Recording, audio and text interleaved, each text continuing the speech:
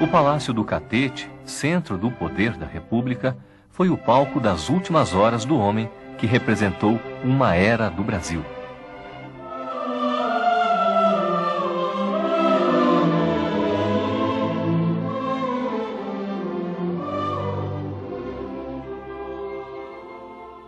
Eu acho que o dia que o Brasil entender por que Getúlio Vargas morreu, eu acho que uma parte da nossa identidade vai estar resolvida.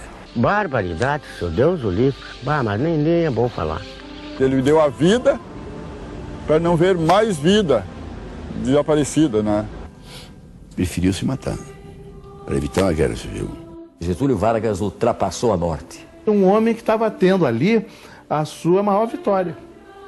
Abaixo de Jesus Cristo era ele. Getúlio Vargas, né, não foi um, foi vários. Com aquelas qualidades que se tornaram depois notórias, né? Sagacidade, ardiloso. Ele nunca faria um inimigo que ele não pudesse transformar em amigo. Um homem simples, mas permanentemente preocupado com o povo. O populismo trouxe consigo, de alguma forma, uma certa melhoria de camadas importantes da população brasileira. O Estado foi feito para o homem, e o homem, não o homem para o Estado. Esse é o grande legado do Getúlio. É um Brasil antes e o depois do Getúlio Vargas. A carta dele é, até hoje, o grande documento do Brasil. Eu costumo dizer que é a crônica de uma morte anunciada. Em 24 de agosto de 1954, no Palácio do Catete, Getúlio Vargas se reúne com os ministros para decidir sobre a crise que paralisa o governo.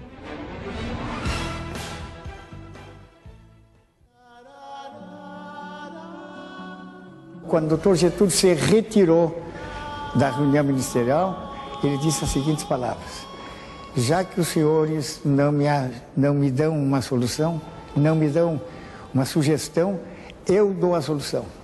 Desde que, diz ele, o governo mantenha a ordem e a disciplina, eu me licencio.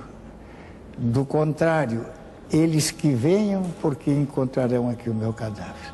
Levantou sob a emoção de todos que estavam ali. Levantou, eu vim com ele, o coronel Dornelles veio atrás e me segurava e dizia: não larga esse homem porque ele vai se suicidar.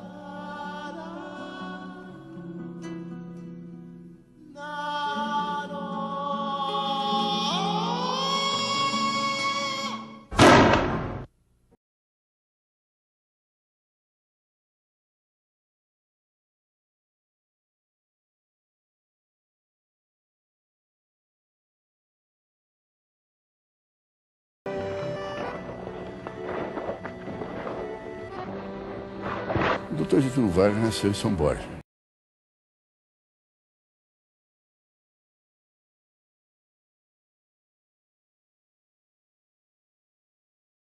Era um chefe político da região. Um grande fazendeiro.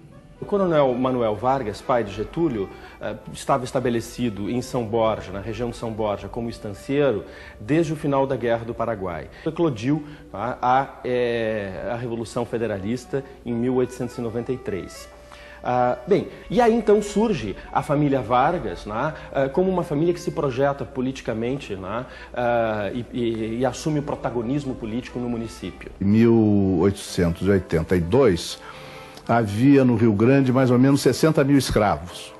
Então, Castilhos e os companheiros dele, inclusive o pai do presidente Vargas, o general Manuel do Nascimento Vargas, começaram uma campanha para a libertação de escravos no Rio Grande sem pagamento de indenização. Eles diziam, isso era inspirado pelos ideais positivistas, né, a partir dos quais eles fundaram o Partido Republicano.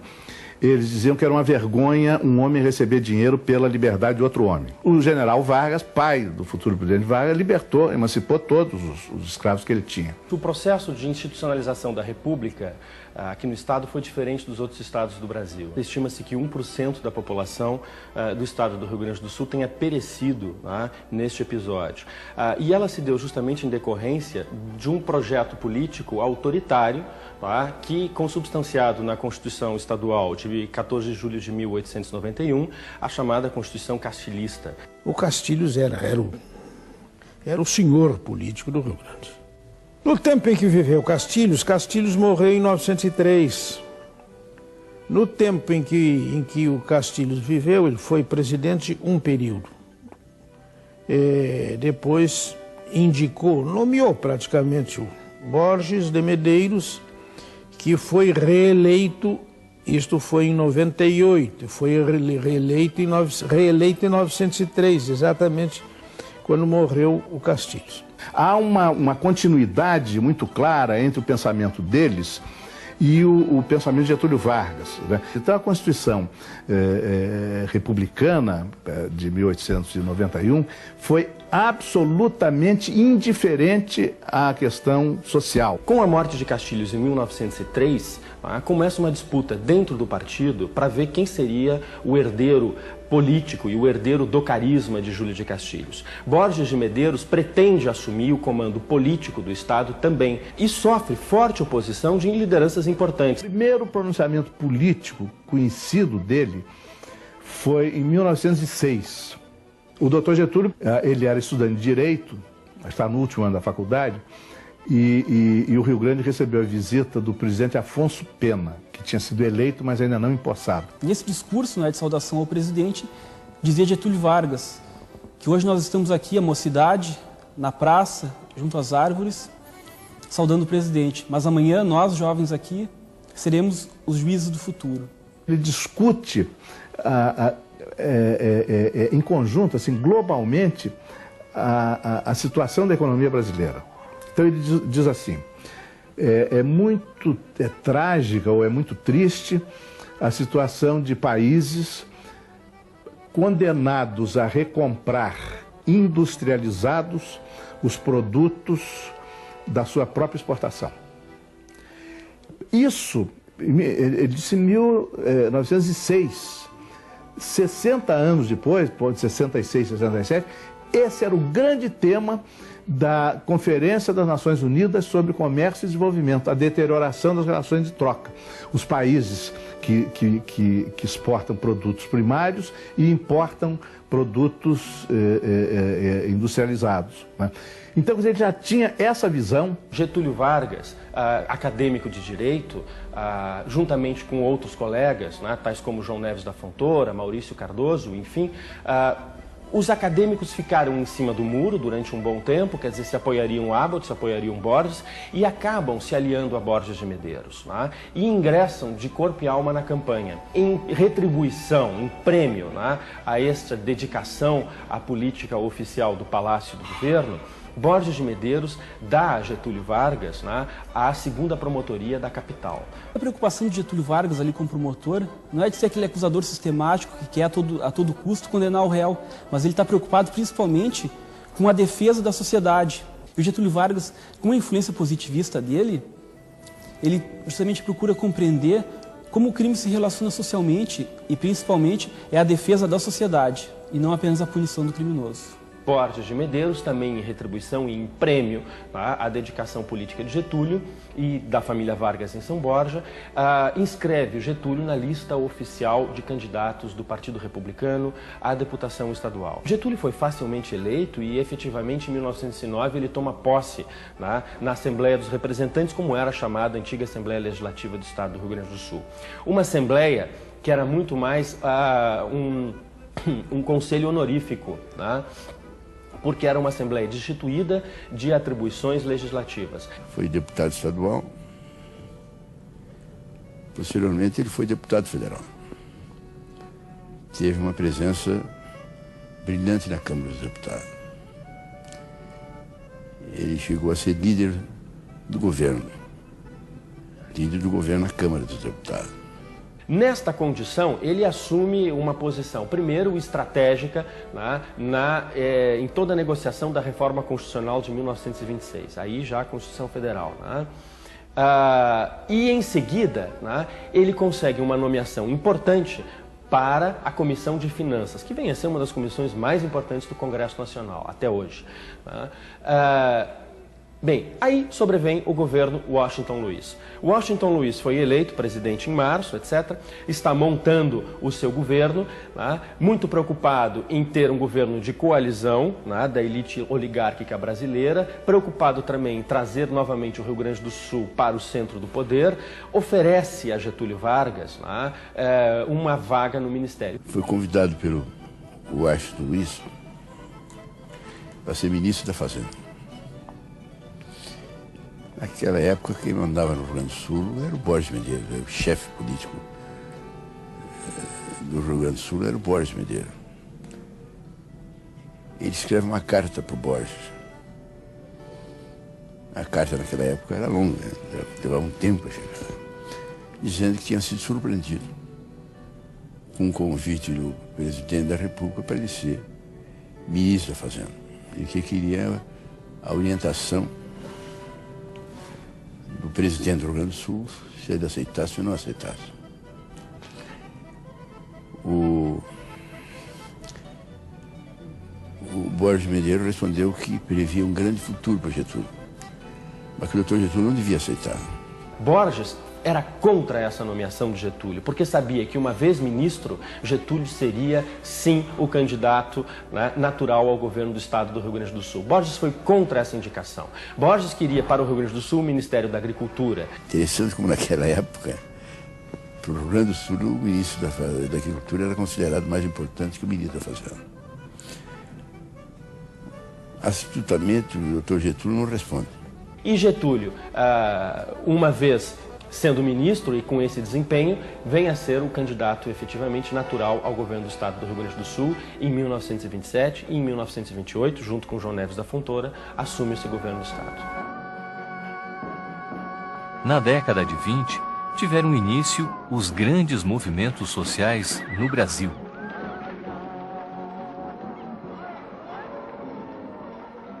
Eram jovens oficiais do Exército que se revoltaram contra vários presidentes e várias coisas,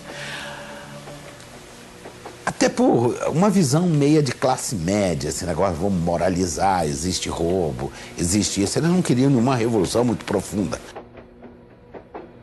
No dia 5 de julho de 1922, os quartéis foram tomados pelos tenentes que exigiam a renúncia do presidente Arthur Bernardes, eleito em 1921. Os tenentes pregavam a luta armada para fazer as reformas na sociedade. Esses tenentes não se conformavam com a votação sem voto secreto, que é voto a bico de pena imposto pelas oligarquias. Então, realmente foi uma reação muito grande contra as oligarquias. No dia marcado, só a escola militar e o forte de Copacabana se rebelaram. A revolta foi sufocada, mas um civil e 17 tenentes marcharam rumo ao palácio. Foram atacados. Apenas 2 sobreviveram, Eduardo Gomes e Siqueira Campos. O fato ficou conhecido como os 18 do Forte de Copacabana. Vejam que esses movimentos eles estão se insinuando na década de 20 no Brasil, né? E aí nós temos todos os movimentos tenentistas, né, que explodem nesse país a partir de 1922 e não darão trégua ao governo. Veja que o governo Arthur Bernardes é um governo que se dá todo ele em estado de sítio. Desses tenentes todos, daquela liderança de tenente todos que existia, apenas 2 se mantiveram dentro da ideologia dos tenentes. Foi Luiz Carlos Prestes, que enveredou para o Partido Comunista, mas manteve a sua postura. E um general do Exército, que chegou a ser ministro de Getúlio, chamado Estilac Leal, que morreu pobre, morando em casa alugada. Então você vê que teve a Revolução de 22, houve uma revolta em 22, em São Paulo, 24 de novo, de onde vai sair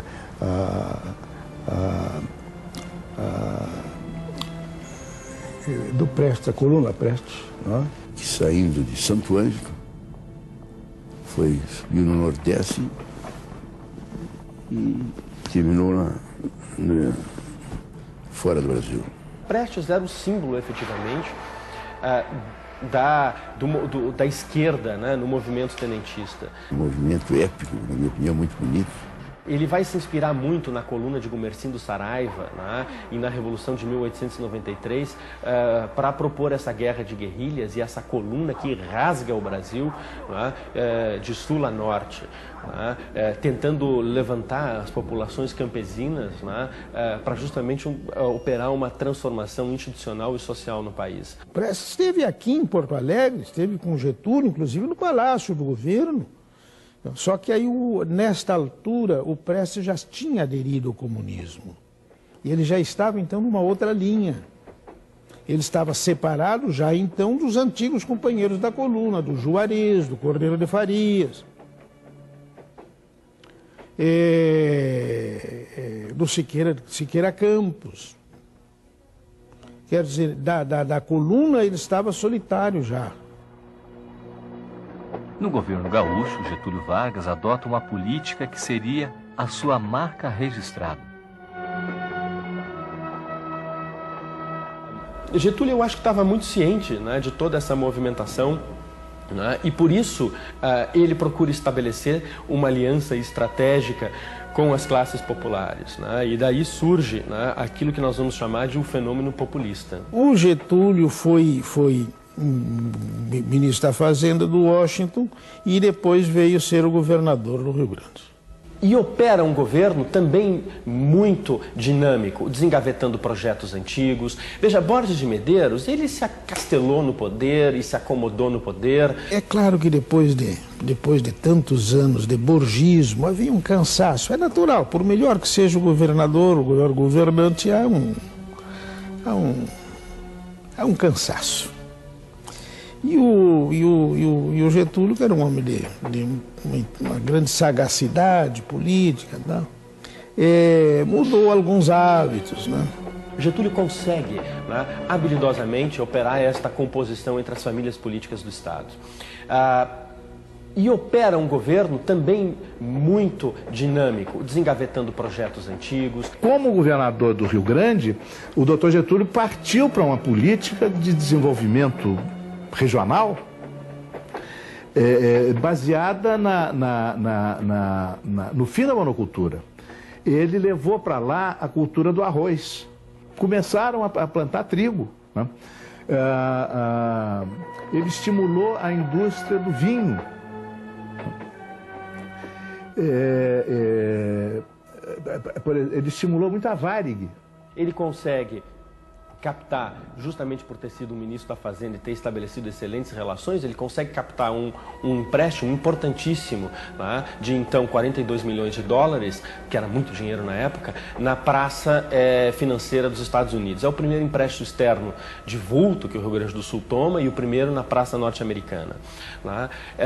E este empréstimo, ele saneia, consolida as dívidas do Estado, saneia as finanças estaduais, possibilitando que a iniciativa privada retome os seus investimentos também. É ele quem cria, por exemplo, o Banco do Estado do Rio Grande do Sul. Ele sabia também dos males da monocultura.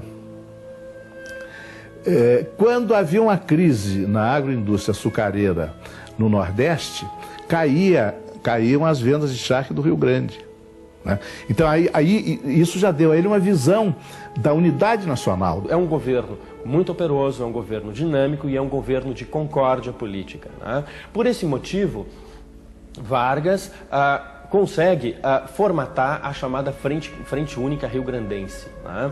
E essa Frente Única Rio-Grandense vai ser justamente a base da campanha da Aliança Liberal, né, em 1929 e em 1930. Naquela época, nós tínhamos uma democracia meio de fachada. O que funcionava era o café com leite.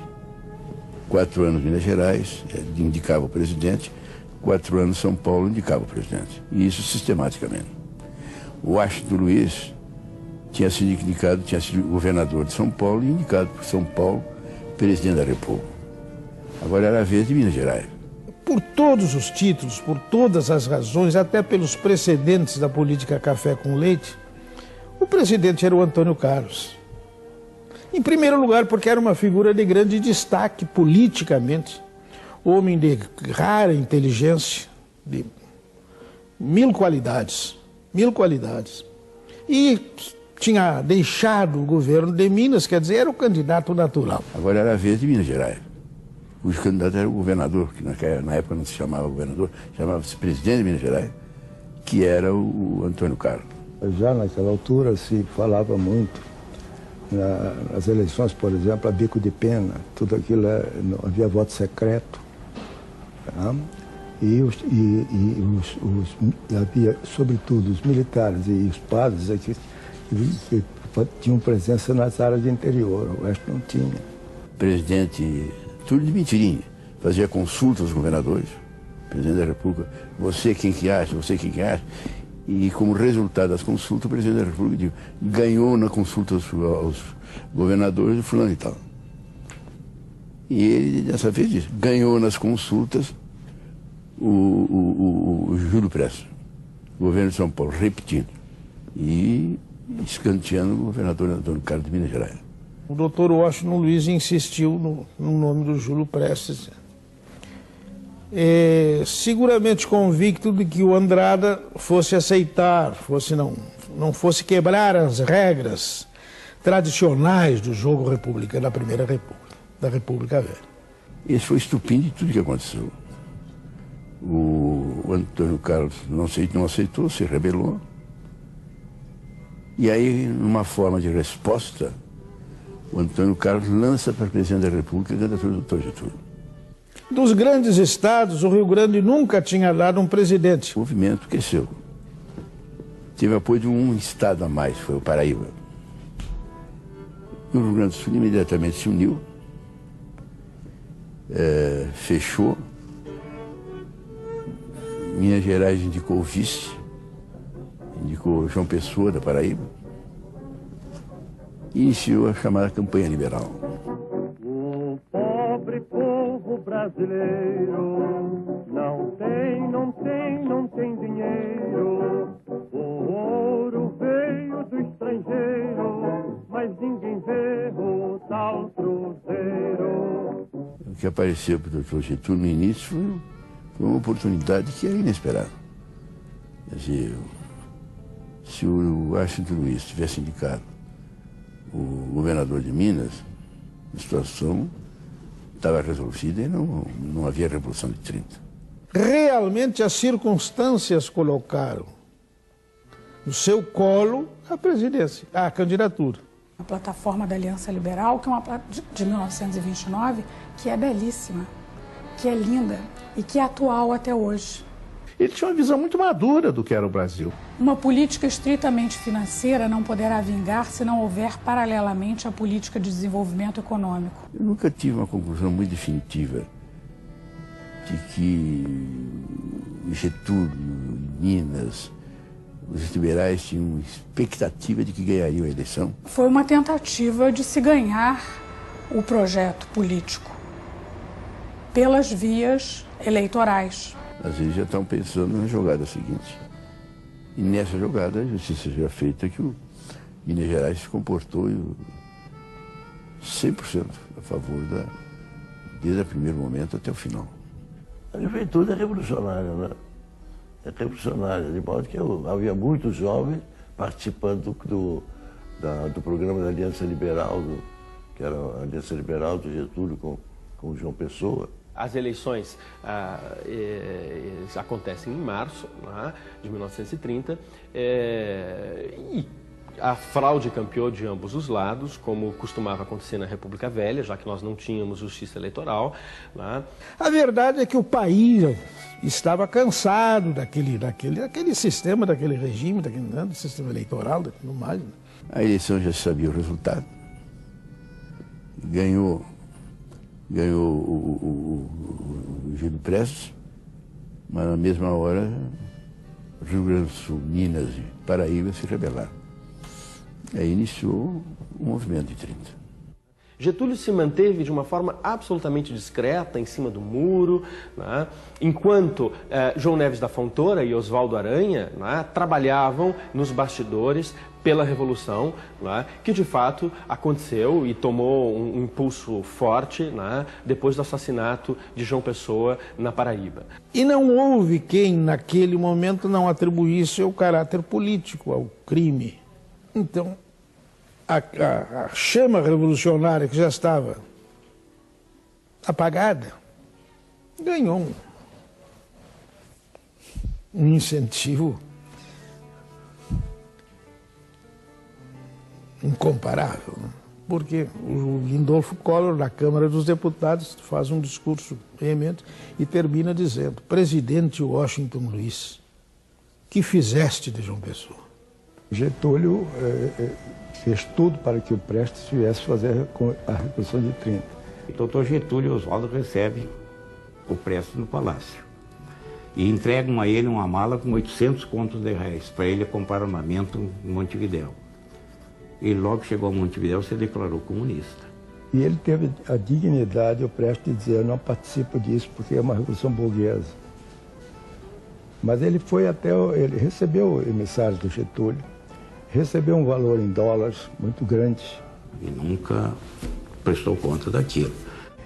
Que ele vai depois entregar em Moscou para poder ser recebido no Partido Comunista Brasileiro, né, que era PCdoB, Partido Comunista do Brasil, no Comintern.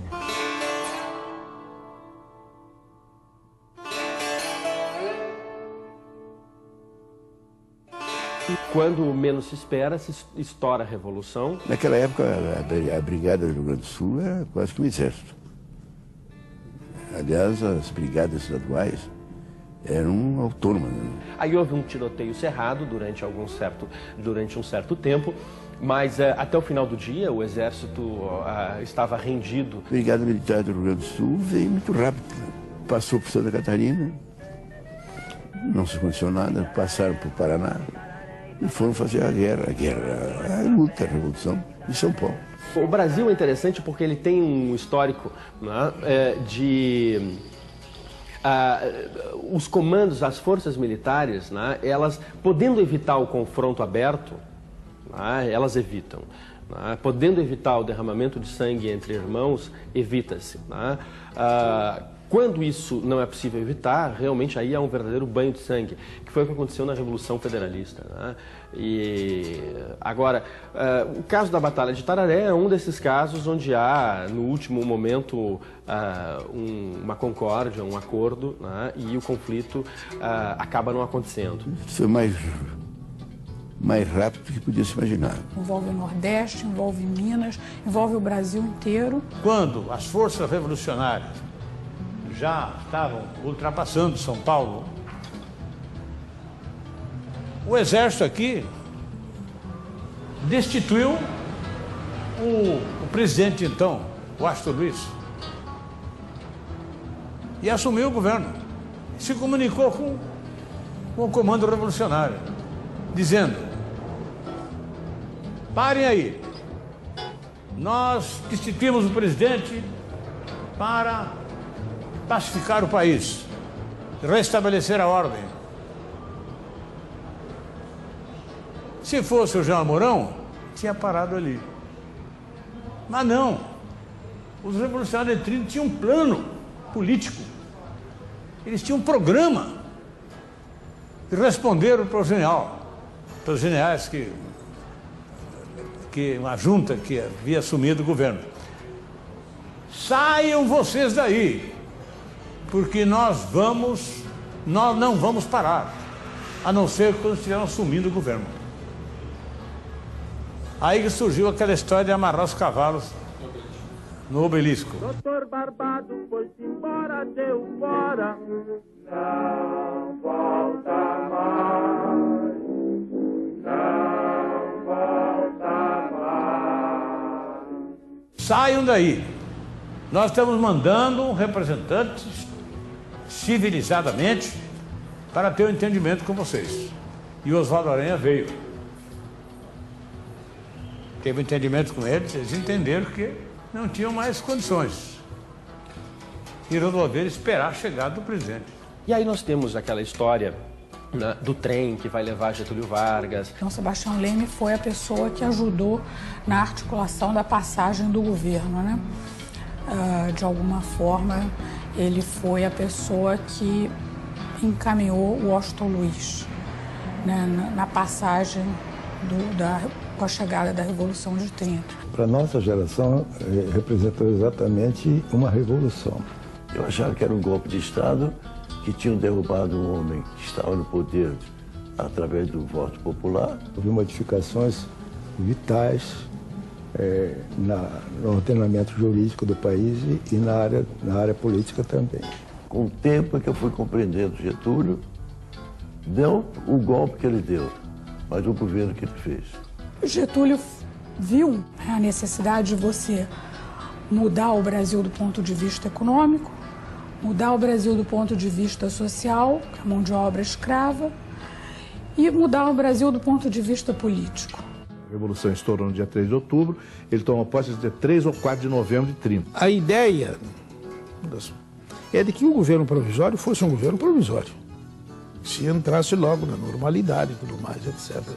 O Getúlio fecha o Congresso, não marca a data para a nova eleição, apenas diz que vai fazer. Mas esse não era o pensamento do Dr. Getúlio. Chegou, gostou e depois começaram, vamos dizer assim, as crises internas. Aquele grupo chamado dos tenentes, o tenentismo, tá? Contribuiu largamente para a permanência do Dr. Getúlio na presidência. O Brasil instituiu no Código Eleitoral que presidiu as eleições de maio de 1933. O Código Eleitoral estava pronto e foi promulgado. Foi para até um registro da Constituição Republicana, 24 de fevereiro de 32. Voto secreto, voto feminino, voto proporcional, justiça eleitoral, etc, etc, etc. Um dos primeiros atos do presidente Getúlio Vargas foi criar o Ministério do Trabalho. Falam muito que Getúlio Vargas teria levado a herança positivista e castilhista do Rio Grande do Sul para o Brasil e por isso teria feito, né, a legislação trabalhista. Eu sinceramente acho, né, que não é essa, tá, a origem, né, que informa ideologicamente, né, e politicamente a legislação trabalhista de 32. A legislação social foi feita, não foi feita por ele, né, foi feita pelo Collor. Nada disso seria feito que não tivesse, primeiro, a aquiescência pessoal do Getúlio. Ele era o presidente. O que se diz desde os anos 30 é que a legislação trabalhista foi copiada da Carta del Lavoro do Mussolini. Isso começou a ser espalhado por entidades empresariais e lobistas dessas entidades empresariais de São Paulo para desqualificar aquelas leis e desobrigar as empresas de cumprirem, de pagar o salário mínimo, respeitar a limitação da jornada de trabalho, aquela coisa toda.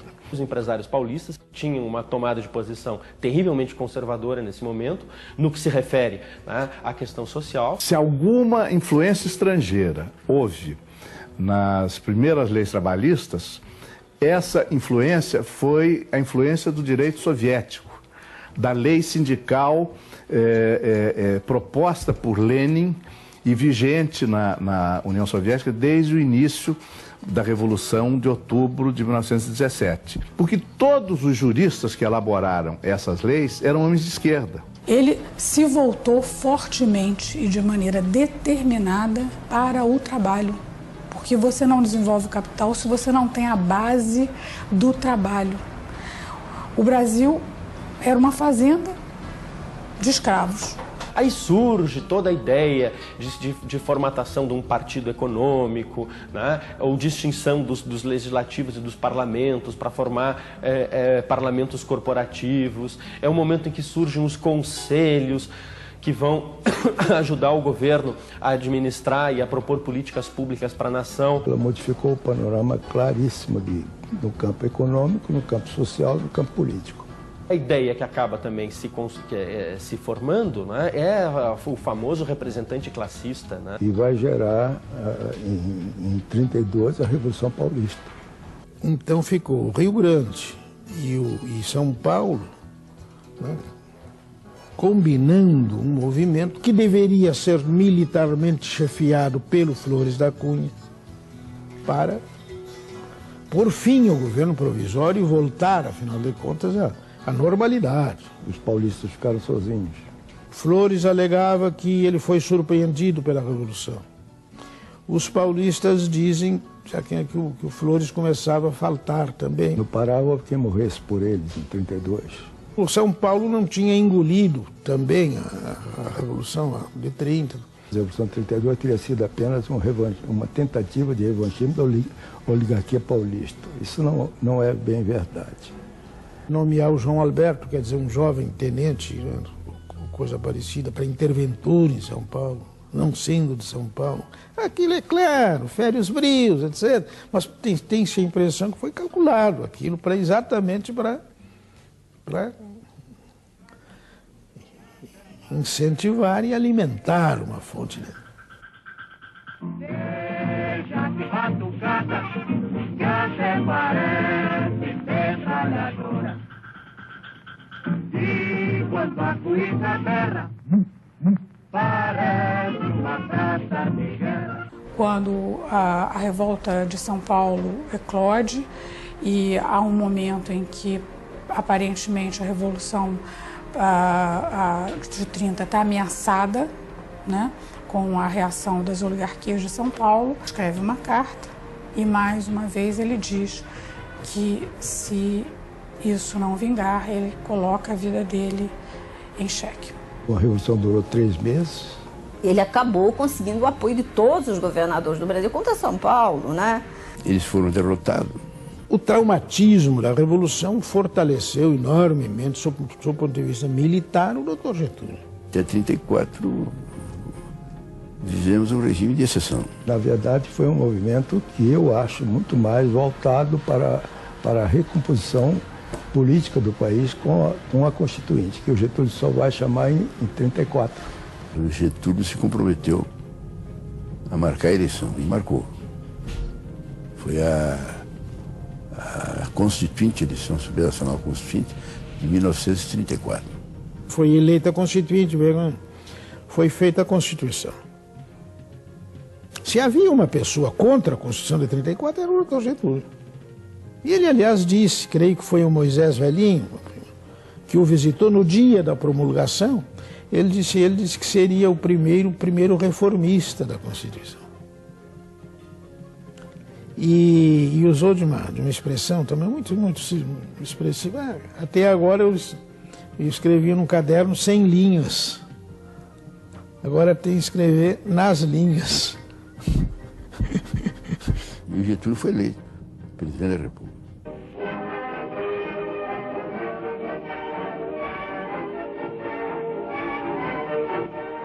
Ele faz uma política muito convencional do ponto de vista econômico. Getúlio faz a política do café, né?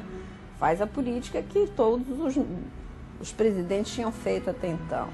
É um período onde houve um período de conflitos ideológicos praticamente no mundo inteiro.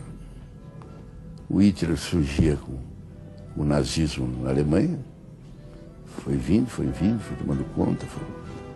O Mussolini vinha com o fascismo na Itália, o comunismo se consolidava de uma forma de força na Rússia.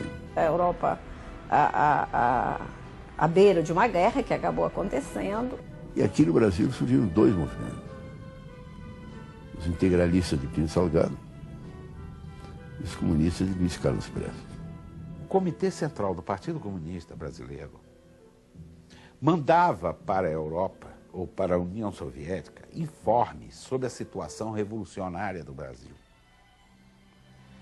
Isso no começo da década de 30, dizendo que o povo estava na rua e que o Partido Comunista tinha tudo para fazer a tal revolução bolchevista no Brasil. Eram informações que não batiam nada com a realidade, mas eram as informações que... Em cima disso, teve a intentona comunista. A União Soviética, então, mandou dinheiro e profissionais. Eu estou falando profissionais, mas não no sentido depreciativo.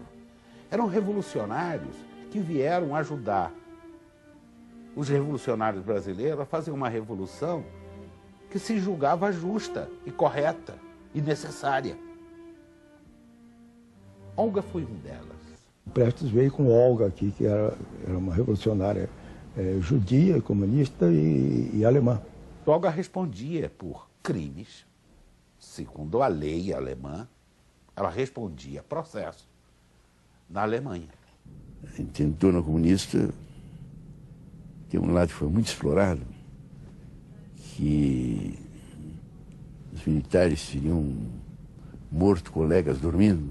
Se deu então a revolta de 35, que marcou o distanciamento total do Getúlio com eles.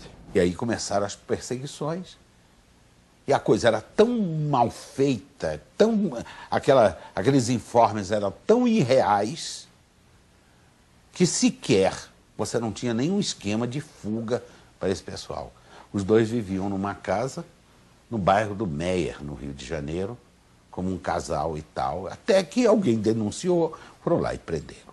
Quando o Prestes é encontrado, que a polícia especial entrou, ela se colocou na frente, entre os que estavam prendendo e o Prestes. E, portanto, deu o apoio dela. Se matassem, seria ela o alvo. E o Prestes dizia, não me matem. E foi levado para a prisão. E aí a Alemanha pediu a extradição. Havia o problema da gravidez dela. Mas aí, todos os depoimentos que você tem, testemunhos e livros e fontes, mostra que o Filinto Miller informou a Getúlio que ela não estava grávida. Eu perguntei para ele sobre a Olga Venório Prestes. Ele disse assim, olha, Major, ela era uma rebelde alemã e eu mandei isso aí para o Supremo Tribunal Federal decidir. Quem decidiu foi o Supremo Tribunal, não fui eu que mandei ela para ser presa lá, não. Ela foi extraditada em 1936. Em 1936, não havia guerra. A Alemanha, embora com Hitler no poder, não estava em guerra com ninguém. Nessa mesma época, os países do eixo estavam formando um pacto anticomintern, que era um pacto, digamos assim, para combater o comunismo, né? E nesse sentido, a entrega da Olga sinalizava que o Brasil apoiava essa linha de combate e se colocava ao lado das potências ou dos países que estavam se propondo combater o comunismo. Se fez com a mulher Prestes, da Olga, foi um absurdo. Entregar uma mulher grávida para ser morta pelos nazistas. Os nazistas ainda tiveram uma certa dose de humanidade, porque pouparam a ela. Ora, judia e comunista, no nazismo era para ser morta na hora. Esperaram que ela tivesse o filho, que está aí, a filha, e até quando ela ultimasse o leite materno. Só depois disso, então, é que ela foi morta. Realmente, o Luiz Carlos Prestes, do ponto de vista humano, pessoal, tinha tudo para odiar Getúlio.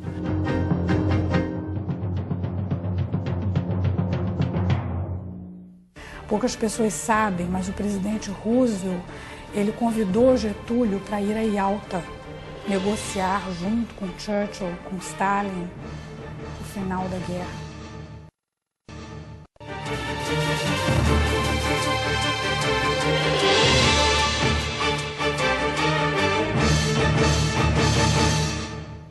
A Alemanha era a grande parceira do Brasil. O ponto de inflexão nas relações Brasil-Alemanha é 1934.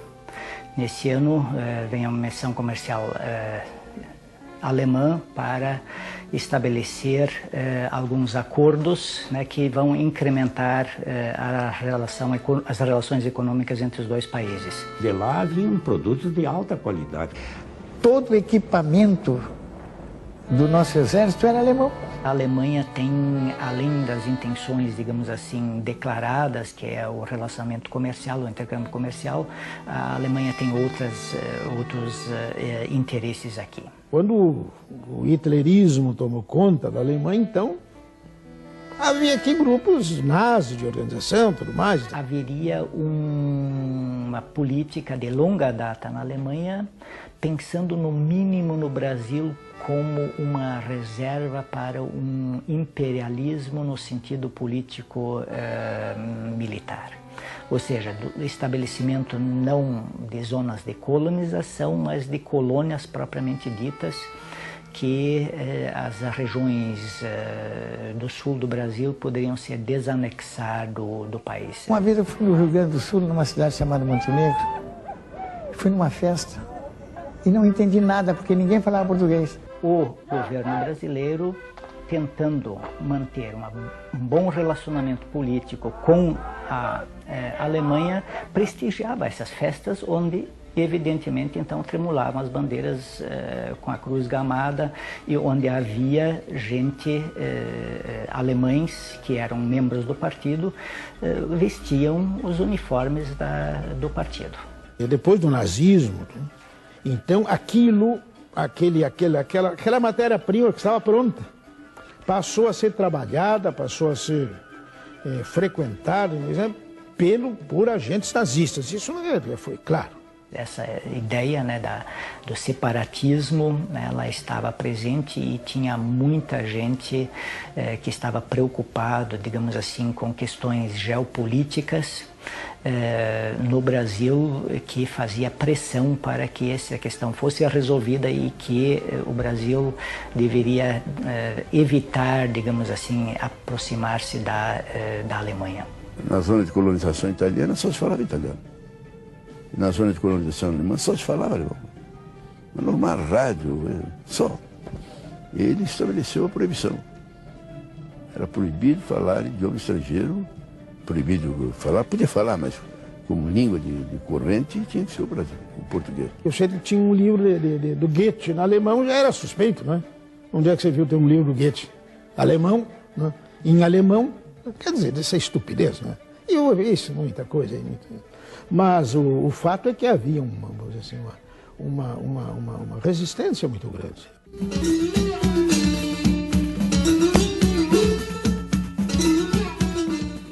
E por isso que o doutor Getúlio fez aquela lei de 2/3 para ir diminuindo essa coisa. Ele determinou uma legislação que lá na fronteira, os brasileiros, os gaúchos excepcionais, falavam português castiço, as professoras saíam de lá e iam lecionar na região de colonização italiana e na região de colonização alemã.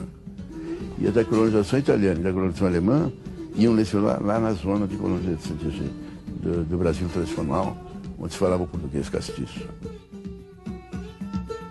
Entre 1937 e 1945, período autoritário conhecido como Estado Novo, Getúlio governou como um ditador. Trabalhadores do Brasil, eu vos dirijo minha palavra nesse momento nacional.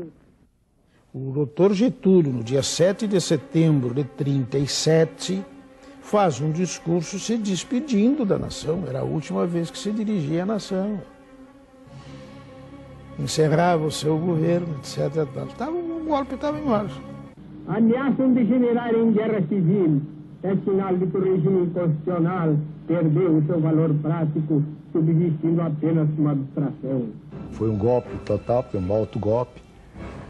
Aquele até um golpe preventivo. E Getúlio fechou o Congresso dia 10 de novembro de 1937 e criou o Estado Novo. É preciso entender que naquelas épocas o poder era uma concessão dos militares. O Dutra foi quem garantiu 37. Um general sem graça. A carta de 37 elaborada pelo Francisco Campos, como todo mundo sabe, não é segredo para ninguém, é a transposição da Carta Castilhista de 91 do Rio Grande do Sul para o plano federal.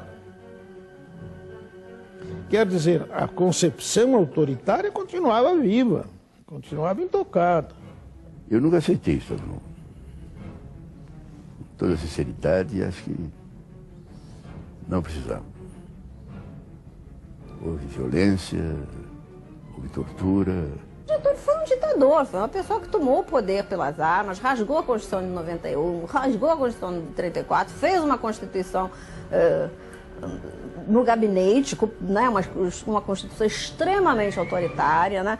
Então ele tem uma história que é uma história de golpismo, né, de ditadura. Ele foi discricionariamente presidente da República durante todo aquele tempo. Quantos anos? De 1930 a 1945. São 15 anos, né? É uma brincadeira. Era quase uma norma da América do Sul toda. A diferença é que aqui era um ditador civil. Do lado era Perón, o outro era Stroessner, o outro era não sei quem, o outro era aquele pessoal da Venezuela. E já tinham ditadores fartados antes de começar o século XX. Numa ida para Petrópolis, disse assim para ele: presidente, como é que o senhor se sentia como ditador? Ele que deu uma gargalhada e disse assim: ilegal, né? O Getúlio entrou dentro daquele conselho do pai dos pobres, até certo ponto foi imposto pelo DIP, Departamento de Imprensa e Propaganda, fazia parte da política da época, comunicação da época, né? O exemplo típico que nós tivemos no fascismo na Itália e no Goebbels na Alemanha, né? Ou seja, a propaganda como grande elemento político para manter os regimes de força. Quando ele chegou lá em Manaus, o governador disse para ele: presidente, o senhor sabe que aqui tem cidades, estava no Estado Novo, não havia eleição, né? Que eles não dão bola para esse negócio de Estado Novo, todos de 4 anos fazem eleição do prefeito. O que é que eu faço? E ele deixa de fazer, deixa que eles façam as eleições e afinal de contas não vai acontecer nada. Ninguém usou melhor propaganda política no Brasil do que Vargas.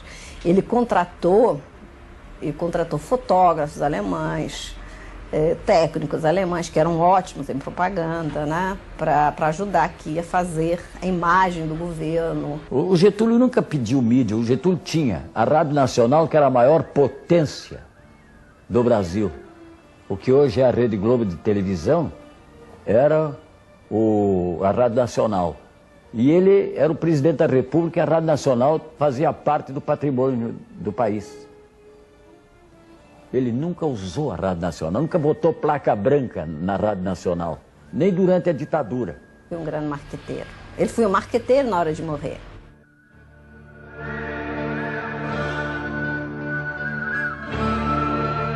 Em 38 teve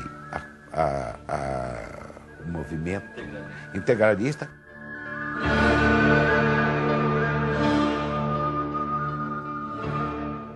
O integralismo era o nazismo. Teve muita força no Rio Grande do Sul, por causa da descendência alemã do Rio Grande do Sul. Eles usavam uma camisa preta e faziam o mesmo estilo de marcha, de hino, de coisa, que usavam os nazistas da Alemanha. Até começo de 38, nenhum impedimento para que tudo isso acontecesse. Até começo de 38 não havia em momento nenhum uma proibição brasileira de atuação do Partido Nazista no Brasil, da seção do Partido Nazista no Brasil. Não havia nenhum impedimento para que as pessoas andassem não só de bandeira, mas de uniforme do Partido Nazista. Para enfrentar o comunismo, o que ele precisava? Precisava de um apoio que fosse também anticomunista, claramente indicado. Para o Plínio Salgado tinha criado um partido, que era o integralismo, e nesse partido você via uma certa macaquice, né, do gesto, da camisa verde, na Alemanha tinha sido os pardos, depois a camisa parda adiante. Né? Na Alemanha tem a Kurzwacht, que ele aqui tinha o Sigma. E muito nacionalista, a saudação, em vez de ser Heil Hitler, né, era Anaue pelo chefe nacional. E com isso, parecia assim uma cópia carbono de segunda categoria do nazismo. E o fato é que quando chegou 1937, os sindicalistas supunham que agora eles podiam dar o golpe. E foi até um grupo de divisão dentro do movimento. Tanto que o Príncipe agora não aparece diretamente nisso. Então, e eles avançam contra o Palácio e conseguiram a adesão do grupo de fuzileiros navais que estavam dando a segurança na ocasião. Ali houve um perigo real talvez até de eliminação. Chegaram ao jardim, ali, aqui que estava na vizinhança ali, foi simplesmente eliminado. Né? No dia, por exemplo, da intentona integralista, né, ele ficou com a família dele e com os empregados. Ele não tinha ninguém especializado. Ele que tinha que pegar, como se fosse o dono de casa, né, pegar o revólver para enfrentar o ladrão. Estava invadindo, estava forçando a janela. O doutor Getúlio escapou desse muro. Os integralistas não iam depô-lo, iam matá-lo. Ele aí pegou um revólver, foi para a parte do palácio e disse, né, a primeira pessoa que aparecer aqui eu mato, embora seja morto também. Quem acabou com aquilo foi o Beijo e o Gregório. Foi por aí, a partir deste momento, que eles chegaram à necessidade de ter uma guarda de gente de confiança. Já naquele tempo, o Gregório era pessoa, afinal, quase familiar pela proximidade, tá? Muito ligado ao Beijo. O Gregório era não só uma espécie de guarda pessoal, mas também uma espécie de balé de chambre. Tem uma foto famosa do Gregório penteando o Getúlio. O vento que tinha manchado o cabelo, tem uma foto dele famosa, ele penteando o cabelo carinhosamente.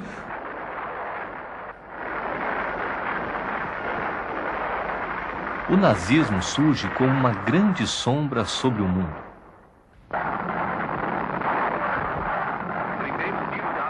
Getúlio era um adepto, um simpatizante dos governos fortes, né, dos grandes líderes, né?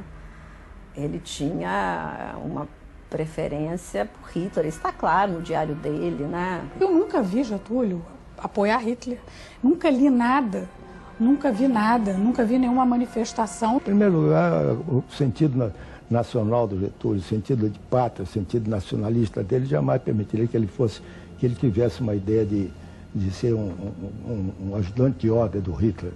Em segundo lugar, eu diria a própria sociedade brasileira como um todo, mesmo que o governo tenha sido muito favorável à Alemanha, muito simpático à Alemanha nesses anos todos, a sociedade brasileira era predominantemente anti-alemã.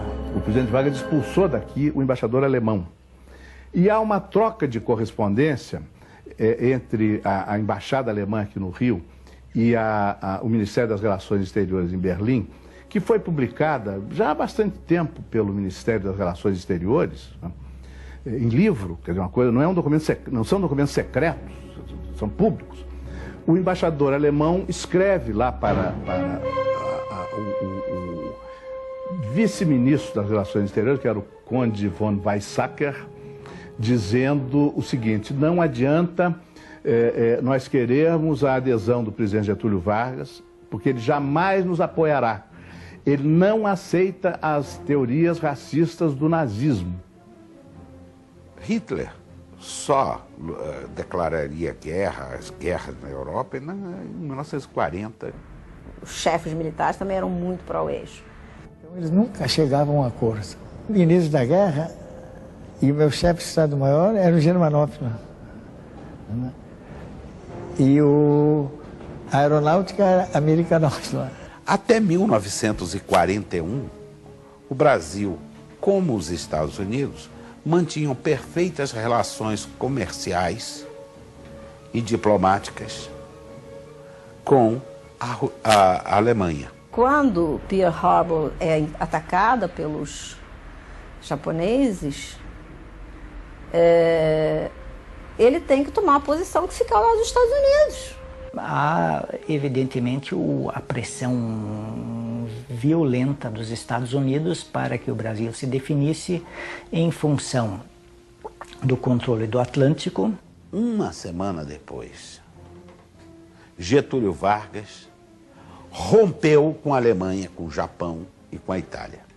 No ano seguinte, 42, os Estados Unidos, o Brasil declara guerra aos alemães quando os navios brasileiros foram atacados. Nos 3 dias famosos, 19, 20 e 21 de agosto de 1942, que são os imediatamente anteriores à declaração de guerra à Alemanha, nós temos os grandes quebra-quebras que só foram debelados quando o exército interveio, porque num primeiro momento o exército se manteve fora e a polícia, as forças policiais não tomaram nenhuma medida. Quando o Getúlio fez a declaração, declarou a guerra, Roosevelt veio ao Brasil. E aí, no Nordeste, eles se encontraram. E daí surge a criação da siderúrgica de Volta Redonda, mais tarde. Ele negociou uma possibilidade de nós termos uma siderúrgica.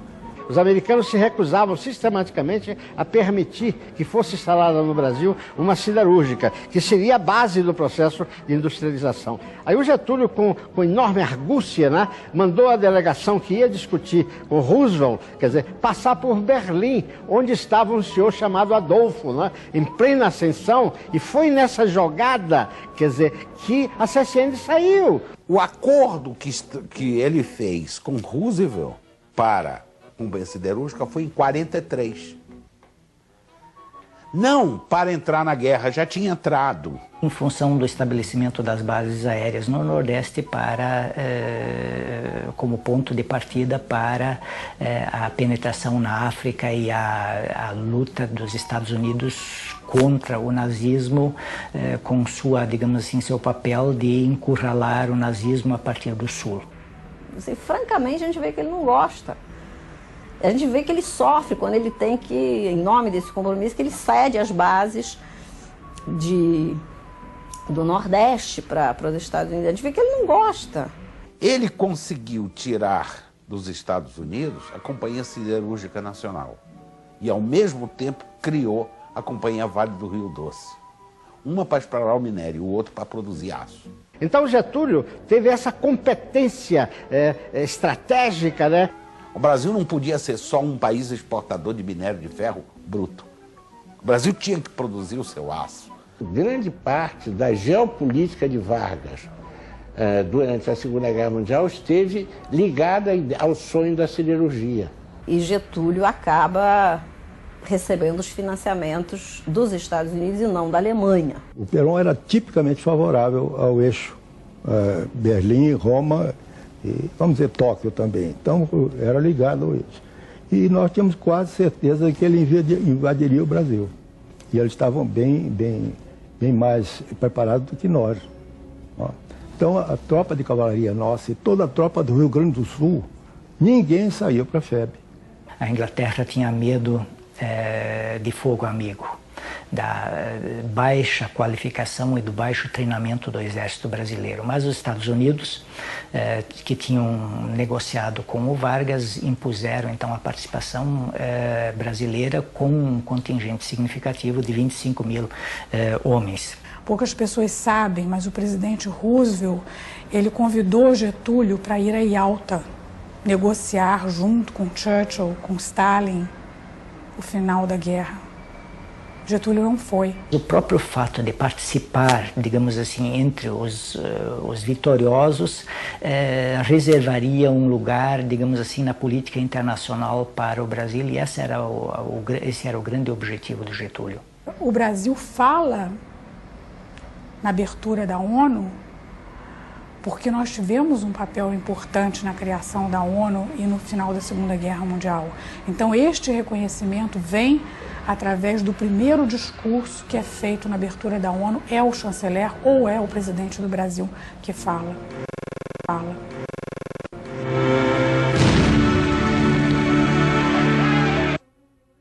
O fim da guerra representou justamente o fim do Getúlio também. Na volta dos militares brasileiros da Segunda Guerra Mundial, eles vieram imbuídos do projeto norte-americano de democracia no marco da Guerra Fria.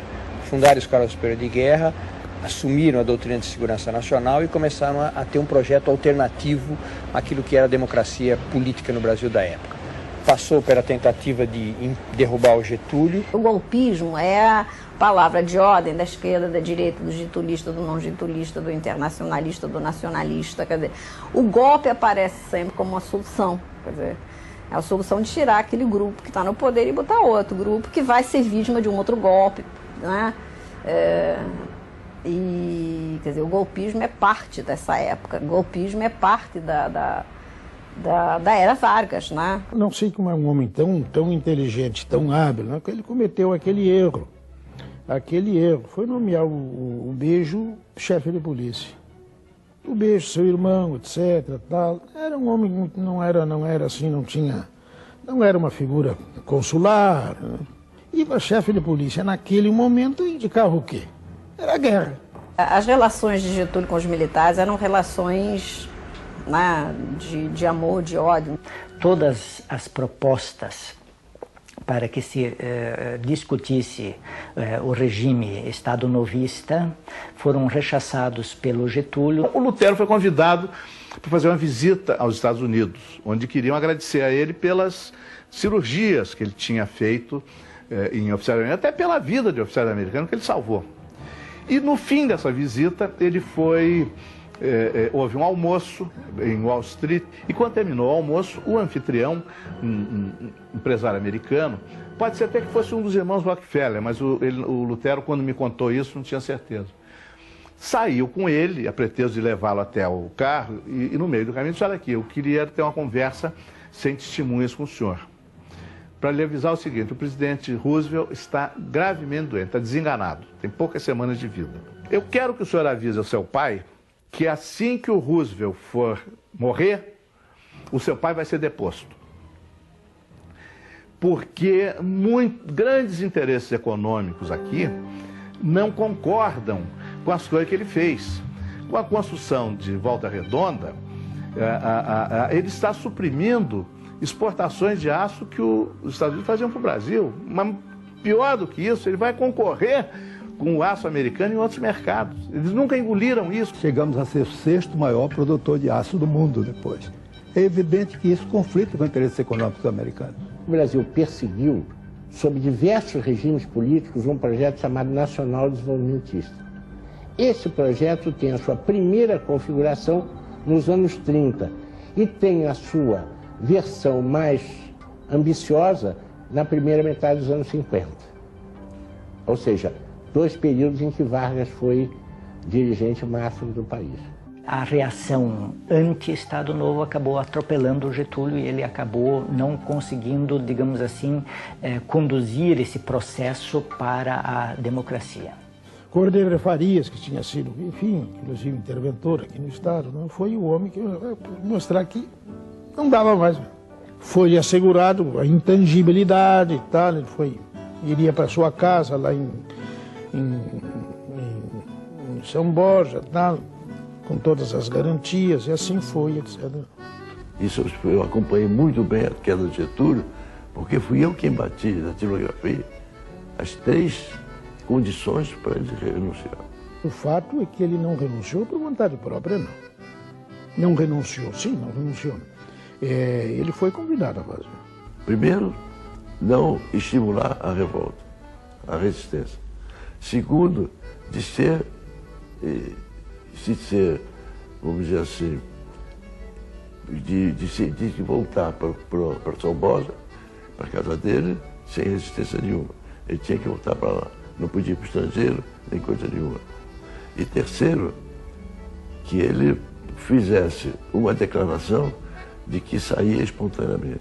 Fui deposto por um golpe militar, mas o povo estava na rua: queremos Getúlio, queremos Getúlio. Na última aparição dele, ele fez um discurso bastante sintomático, em que a gente sentia que ele estava prevendo aquilo que veio a acontecer meses depois, ou seja, a derrubada do presidente Vargas, que foi embora, não o exilaram, não o mandaram para fora. Ele foi para uma fazenda dele. E foi levado com todas as honras, deixaram em casa, tudo mais, etc. Tal, né? Em 45 terminou a ditadura, o Estado Novo. E houve um fato fantástico. Eu acho de grandeza do Prestes. O Prestes se alia ao Getúlio e participa da tribuna junto com o Getúlio. E ele e o Getúlio são eleitos senadores. Os caras que cobravam coerência do Getúlio, ele dizia o seguinte: eu não tenho na minha vida toda, eu não tenho nenhum inimigo que eu não possa se tornar amigo pelo bem do Brasil. Do Getúlio se diz que ele nunca faria um inimigo que ele não pudesse transformar em amigo. O Getúlio se elegeu para senador por 2 estados e deputado por 7. Naquela época isso era possível, hoje não pode mais. Ele, a rigor, só fez um discurso no Senado. Ele foi para o Senado e fez um discurso de uma série que ele pretendia fazer, expondo quem ele era, o que ele fez, mostrando os 15 anos dele. Mas, na verdade, a UDN massacrou o discurso dele. Nunca mais voltou no Congresso. Pegou as malas e foi para São Borja. Aí ficou chamando como retirante de Itu.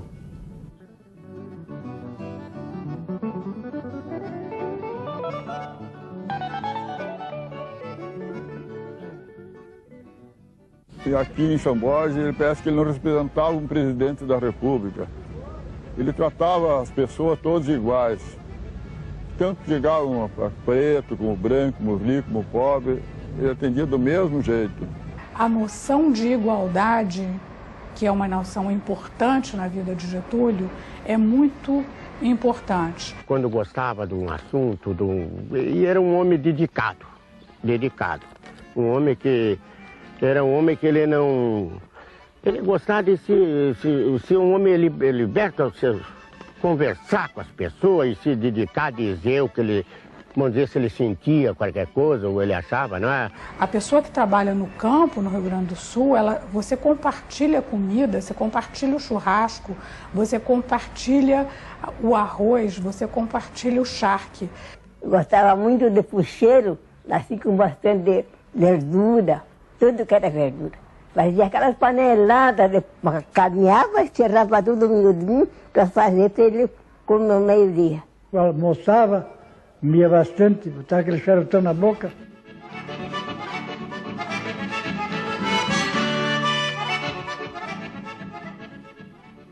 Ele não queria saber de política mais, ele queria ficar na fazenda. Tanto que ele vivia lá, depois que caiu no governo, praticamente sem ninguém lá na fazenda onde ele morava. Praticamente só. Eu conheço bem isso que aconteceu nesse período, porque foi um período em que, vamos dizer assim, de namoro, né, com a minha futura mulher, que era a Neuza, e lá eu fui com ela muitas vezes até, porque ela ia lá fazer uma limpeza na casa com a mulher do capataz e até arrumar a cama dele, porque ele viveu com uma simplicidade, uma coisa admirável. Ele se cobria com uma capa dessas gaúchas, compreendeu? Contra a chuva e contra o frio. Ele gostava de se cobrir com aquela capa. Ele saía a cavalo, gostava do cavalo. A gente às vezes um petiço velho que não corria nada, não, então ele bem a cavalo, aquilo pra ele dava aquela risada. Fazia ele. Mas o teu cavalo não me acompanha, che, dizia ele, não. Mas ele cavalo apoderado, não destrevaria a gente aqueles petiços velhos que mal troteavam. Mas aquilo é pra ele fazer uma graça, não é? Ele sempre dizia que não voltaria mais para presidente da República. Que ele ele não se sentia mais bem, não tinha idade mais para voltar para presidente da República, para o Rio de Janeiro. Até que uma manhã voavam uns aviões aí por cima da casa onde ele estava parado, onde ele estava exatamente junto comigo. Aí soltaram uns confletozinhos. Parecia assim uma pessoa, ele barrigudinho com cartola, e dizia: GG voltará.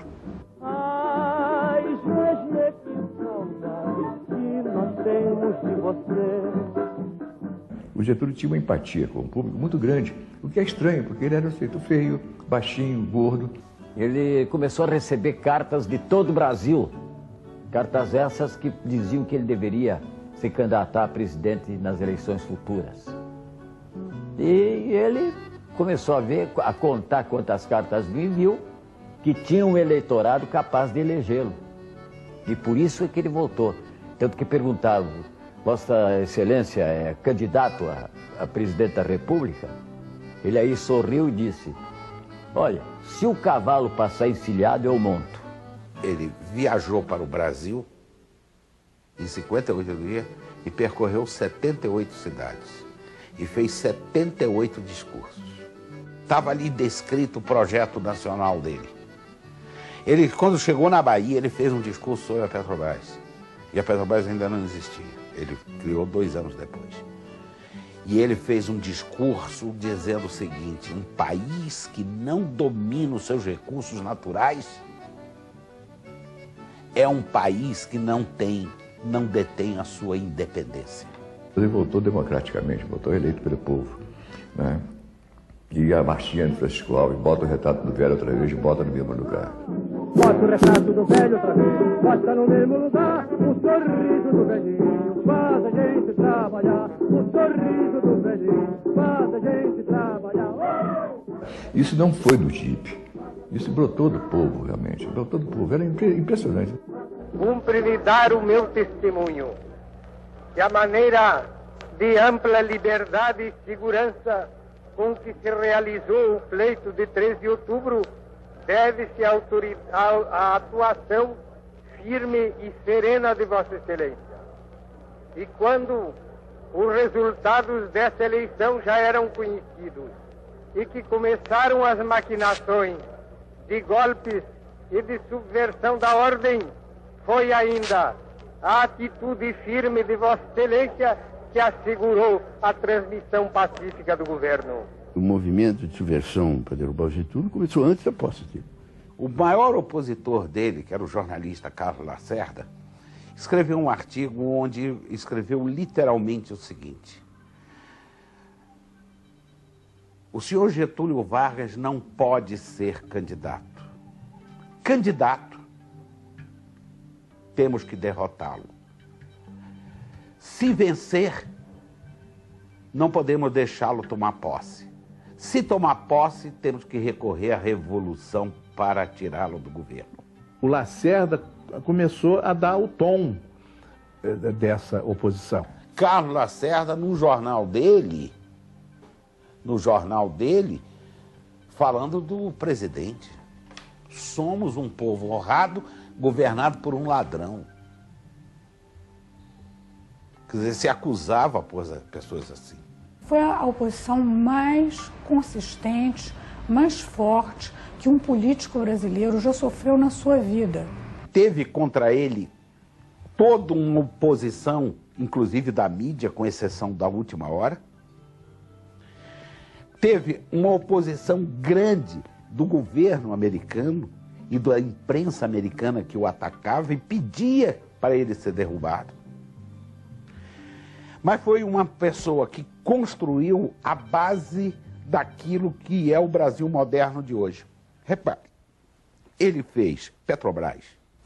Estaremos sempre presos a uma dependência econômica e, todos os anos, assistindo pelo aumento da importação do petróleo e seus derivados, assistindo a uma contínua evasão das nossas divisas, quando temos em nosso território o petróleo para explorá-lo. Este projeto visa a criação de uma companhia fundada dentro da nossa legislação nacionalista sobre o petróleo. Até hoje não conseguiram desmanchar aquele nacionalismo que essa empresa tem até este momento. A criação da Petrobras foi uma epopeia. No auge de todo aquele movimento do Brasil, o petróleo é nosso, etc. e tal, o Getúlio fez um esquema que que hoje a gente sabe. O projeto que ele mandou para o Congresso Nacional não era monopólio. Foi um deputado da UDN, Bilac Pinto, que apresentou, que apresentou a emenda criando o monopólio estatal, de acordo com o Getúlio.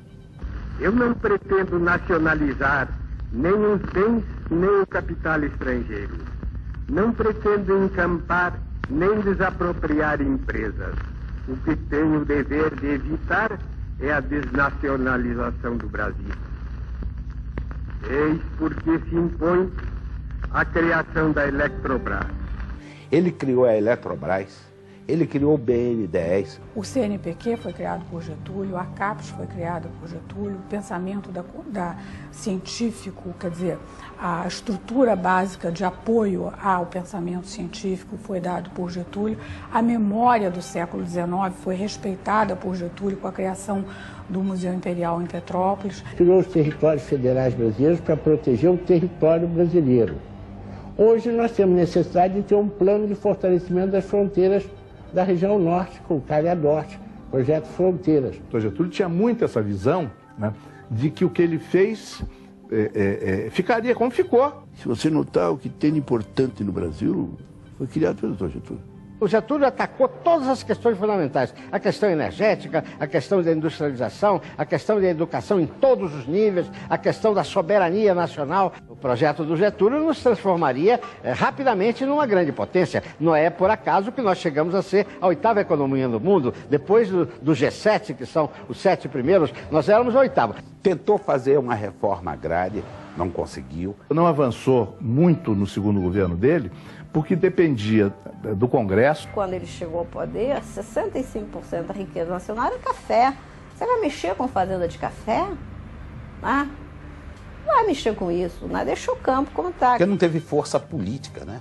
Havia bloqueios políticos muito grandes. A Constituição de 46 tinha uma coisa terrível, que foi colocada justamente para impedir a reforma agrária no Brasil. Estabelecia que a propriedade é social, etc., o uso social e tal, que você pode desapropriar desde que. Aí vinham duas condições. A desapropriação fosse paga em dinheiro e previamente. Isso inviabilizava qualquer reforma agrária. Questões cruciais e importantes para a sociedade brasileira, como o direito do trabalhador rural, como reforma agrária, que essas coisas não andem. Elas não andam, elas têm uma parede, né? Elas estão blindadas, são questões blindadas por essa homogeneidade da elite brasileira que não deixa passar certas questões. Não deixa até hoje. Getúlio se consagraria se ele fizesse isso. Se consagraria. Mas o Brasil é o único grande país desse tamanho que ele tem que não fez ainda a reforma agrária. Ele próprio é um latifundiário, né? E ele sabe, ele conhece bem a sociedade brasileira para saber que a terra não se mexe, né? Quer dizer, a terra é um tabu. Doce encanto da palavra que encanta o meu coração, é o som da natureza tocando a emoção, apenas poder estar vivo, sentindo a sensação, que é pela simplicidade que tudo tem solução. O Getúlio foi um presidente totalmente diferente na ditadura, digamos assim, daquele que foi na democracia. Na democracia ele foi um presidente flácido, compreensivo, muito aproximado do povo, buscando todos os caminhos para chegar ao povo. Ele frequentava o teatro, dizem até que ele tinha predileção pela Virginia Lane, né? Tinha um cômico chamado Pedro Dias que imitava magistralmente. E ele incentivava, ele pedia que nas revistas sempre se fizesse um número fazendo uma piada com ele, imitando aquele jeito dele de fazer assim com a mão, né? Porque ele tinha aquele jeito de cumprimentar assim com a mão, a barriga proeminente e tal. Ele gostava muito dos artistas. Então, vez por outra, ele arrumava assim, um momento para todos nós ficarmos no palácio, muito à vontade, entendeu?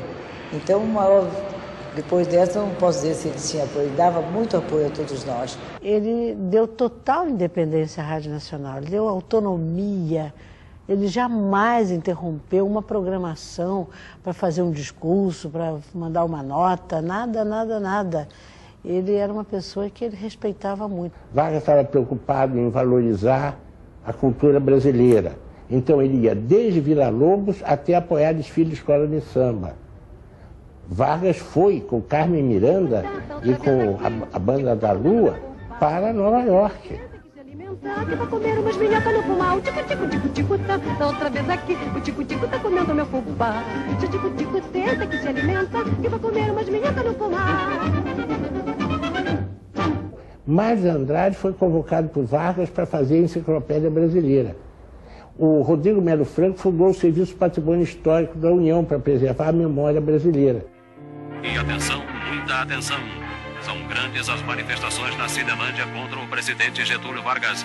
O inquérito instalado na República do Galeão e as últimas acusações feitas por Carlos Lacerda sobre o mar de lama que banha o Catete acirraram o clamor popular, tornando imprevisíveis os desdobramentos da crise que abalou o governo. O disparo que atingiu o presidente passou entre a quarta e a quinta costela, pegou o ventrículo esquerdo, que os fisiologistas chamam que é o atleta do coração.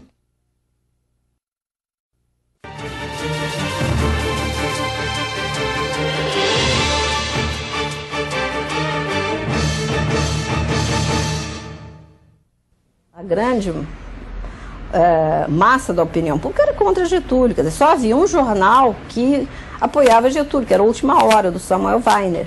Ele fez um governo, digamos assim, mais nacionalista do que as posições, a lei de remessas de lucro. Ele começou a tomar posições, a criação da Petrobras, posições muito firmes ele tomou. Aí quando o Jango foi ministro do Trabalho, na hora do dia do trabalho, ele deu um salário, ele levou de uma maneira considerada excessiva para os homens, o salário mínimo. E Getúlio acaba concedendo um aumento de 100% do salário mínimo, porque ele vê que ele precisa agradar o seu eleitorado. O decreto de hoje deverá ser em breve completado por uma nova lei de salário-família, que, como a do salário mínimo, deverá elevar os padrões atuais de vencimentos de todos os que sustentam filhos e dependentes.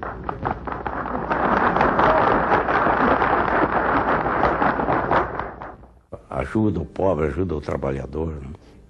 Mas não custou a cabeça dele, mas custou a cabeça do Jango no Ministério, né? O Jango logo em seguida saiu o famoso Manifesto dos Coronéis, né? E o presidente foi obrigado a demitir o ministro. Quer dizer, o Jango conseguiu, no momento, dobrar o salário mínimo, mas perdeu o ministério. O Golbery escreveu o Memorial dos Coronéis, que é uma contradição em si. Porque você imagina, são assalariados, fardados, se postando contra o aumento do salário. Eu nunca vi isso. E eles fizeram. Mas era um documento político. E está lá assinado por coronéis e tenentes-coronéis. Em junho de 54, foi votado na Câmara um pedido de impeachment do presidente Getúlio Vargas. E aí começou um movimento que culminou com o suicídio dele. E o brigadeiro Eduardo Gomes, que era assim o herói militar da conspiração civil, pediu ao líder da oposição, líder da UDN, que era o deputado Afonso Arinos, que ele, Afonso Arinos, se empenhasse na votação desse pedido de impeachment. O doutor Afonso Arinos sabia que não tinha a menor chance daquilo passar.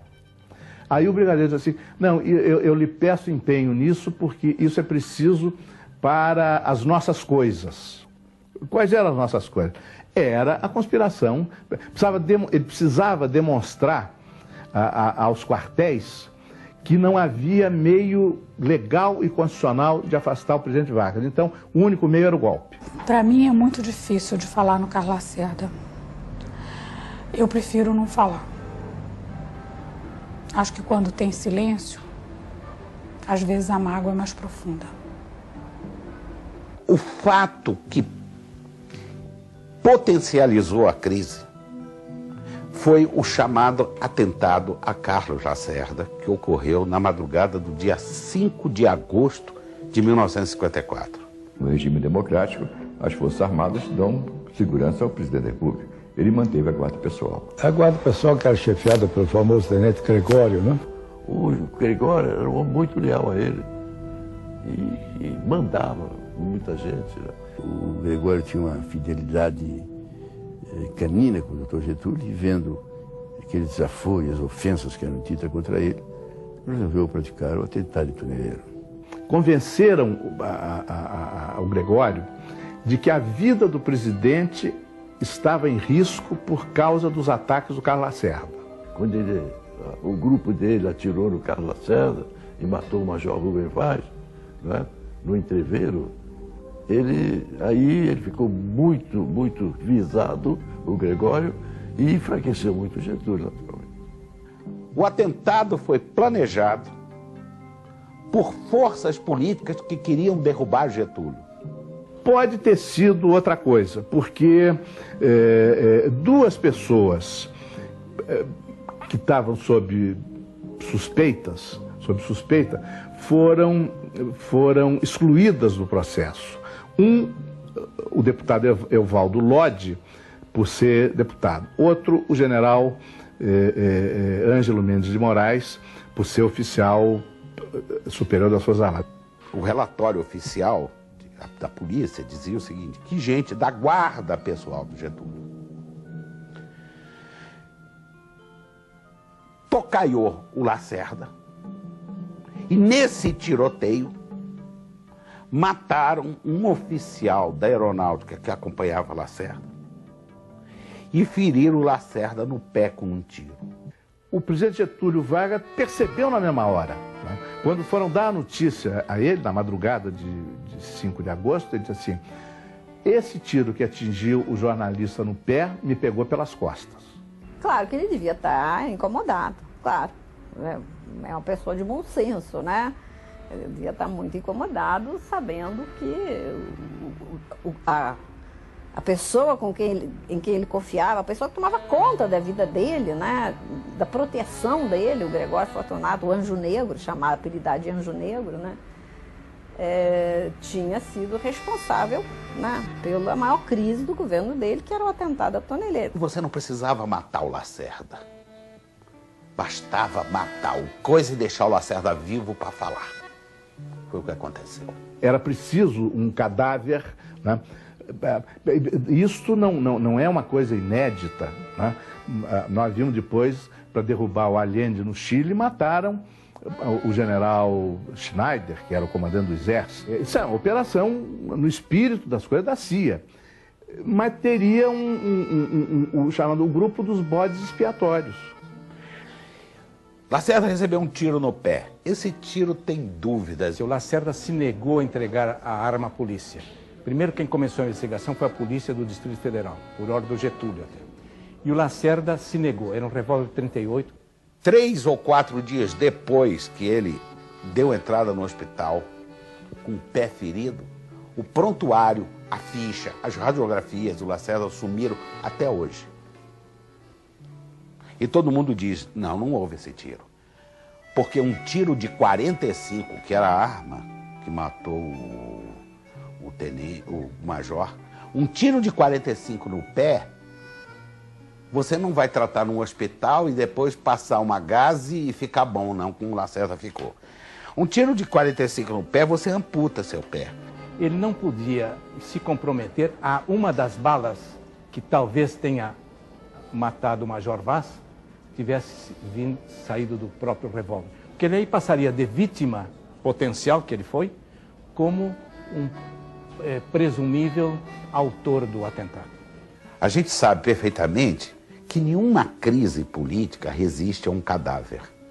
Quando pintam um cadáver, e um cadáver fardado, jovem, com uma mulher bonita, jovem, com 4 filhos pequenos, e de oposição ao presidente, malandro, você não tem mais, você não segura mais essa crise.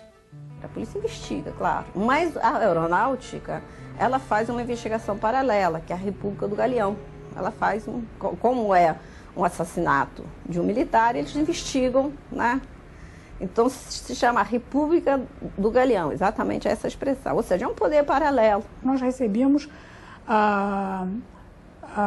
trote em casa de pessoas que mandavam recados, do Carlos Lacerda, dos militares. Nós dormimos com metralhadora dentro de casa, com receio de invasão de residência, com ameaça de sequestro dos netos de Getúlio mesmo. Eu vejo vários irmãos dele dizendo que estava sendo chamado para ir depor no Galeão.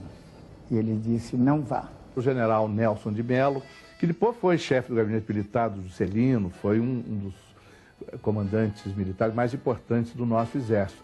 Ele declarou que o presidente Getúlio não nos deixou fechar uma única rádio. E o Carlos Lacerda falava toda noite, pelo rádio e pela televisão, pedindo a derrubada do governo. Então foram indo na convicção de que em algum momento haveria o colapso do governo. Não há governo que aguente. Não há governo que aguente.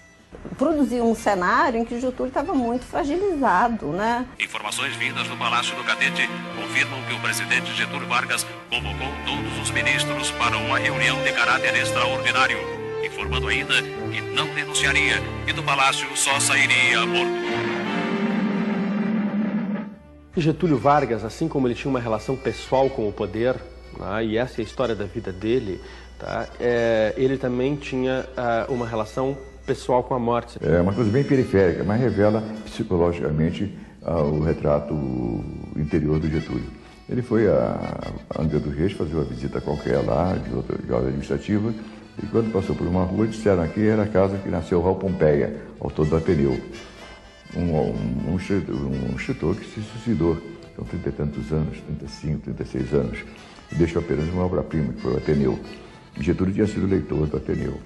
Getúlio pediu então para parar, e pediu para abrir a casa, que é uma espécie de museu, e quis entrar sozinho.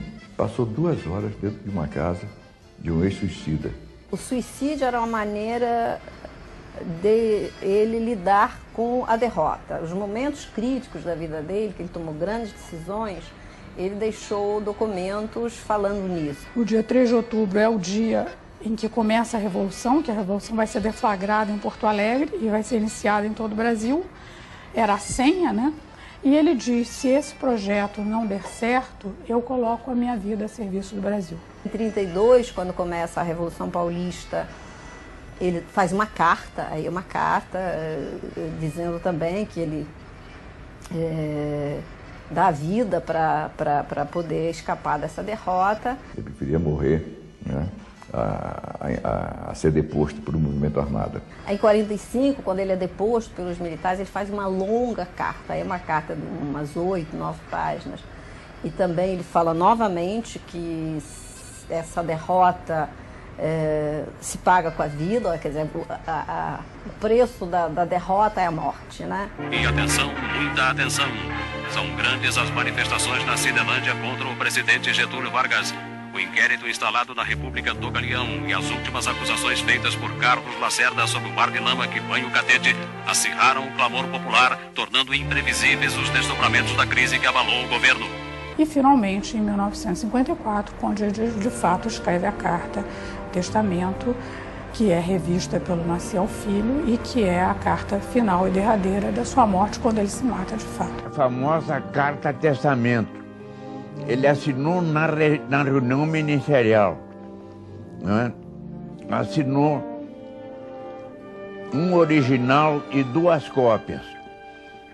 Dessas cópias, ele deu uma ao Tancredo Neves e a outra ao ministro do Trabalho. Ele, na hora, antes de se recolher para dar aquele tiro no coração, ele chamou o Jango e disse: Jango, toma isso aqui e vai para o Rio Grande.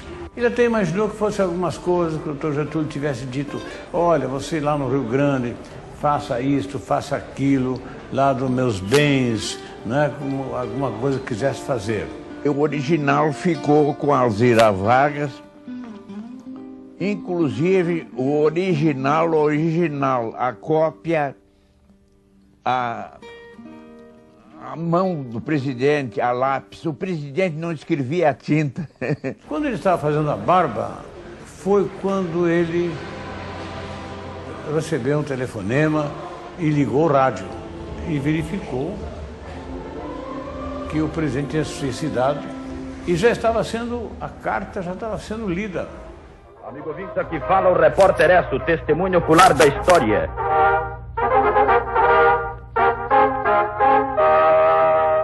Atenção, atenção, Brasil! Além do bilhete deixado pelo presidente Vargas, há uma carta encontrada ao lado do seu corpo e que diz: mais uma vez, as forças e os interesses contra o povo coordenaram-se novamente e se desencadearam sobre mim. Não me acusam, insultam, não me combatem, caluniam e não me dão direito de defesa. Precisam sufocar a minha voz e impedir minha ação, para que eu não continue a defender como sempre defendi, o povo e principalmente os humildes. Sigo o destino que me é imposto. O Diário de Notícias, que era um jornal de Porto Alegre, da cadeia dos Diários Associados, de Assis Chateaubriand, acompanhou a madrugada dramática no Palácio do Catete. Registra telegrama das 4h50, quando foi imposta a condição que deu origem à manchete, licença de 90 dias a Vargas ou a deposição. À medida em que Vargas ia concedendo nas exigências do grupo militar, iam surgindo novas exigências, o que levou a que o jornal, provavelmente por volta depois das 4h50, o telegrama seguinte era assim: o coronel Paulo Torres telefonou da redação da agência confirmando que não houve a renúncia, mas apenas uma licença de 90 dias do presidente da República. Essa foi a última concessão a que ele chegou. Ele ficou de 4 horas às 8h30 da manhã.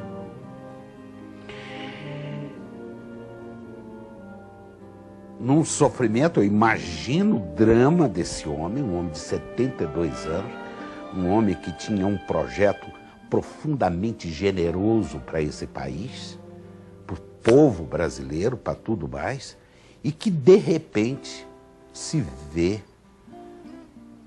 destruído por dentro. O doutor Getúlio já estava de pijama para dormir, o clássico pijama listado que ele usava para mim. Então, eu voltei para minha sala. Passado alguns minutos, a porta abriu, eu ouvi o barulho, e ele passou, entrou lá para o gabinete, fechou a porta. Foi na ocasião que ela apanhou a arma, porque eles não sabiam da existência desse revólver do presidente. Eu fiquei ali observando e imaginando alguma coisa, o que ele tinha de fazer lá. Então ele carregou o revólver e voltou para o quarto. Passou por mim, olhou, ele sempre quando passava fazia um movimento com a cabeça, dava um sorriso. Dessa vez, com as duas mãos no bolso do pijama, ele passou, só olhou para mim, um olhar triste. É um olhar, talvez, de despedida.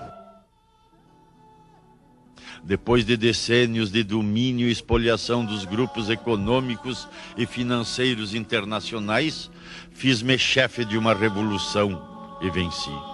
Iniciei o trabalho de libertação e instaurei o regime de liberdade social. Tive de renunciar. Voltei ao governo nos braços do povo. A campanha subterrânea dos grupos internacionais aliou-se à dos grupos nacionais revoltados contra o regime de garantia do trabalho. Fechou a porta, eu então chamei o elevador. Quando o elevador chegou, eu entrei acabei de apontar e fechou a porta, eu ouvi o tiro. Aí eu não tinha mais dúvida do que tudo que estava acontecendo, né? O que tinha acontecido já. Não é uma morte de depressão, é uma morte, vamos dizer assim, de determinação. O Getúlio estava dialogando com a morte o tempo todo. Ele fez aquele cenário, ele criou um cenário de desespero e se matou.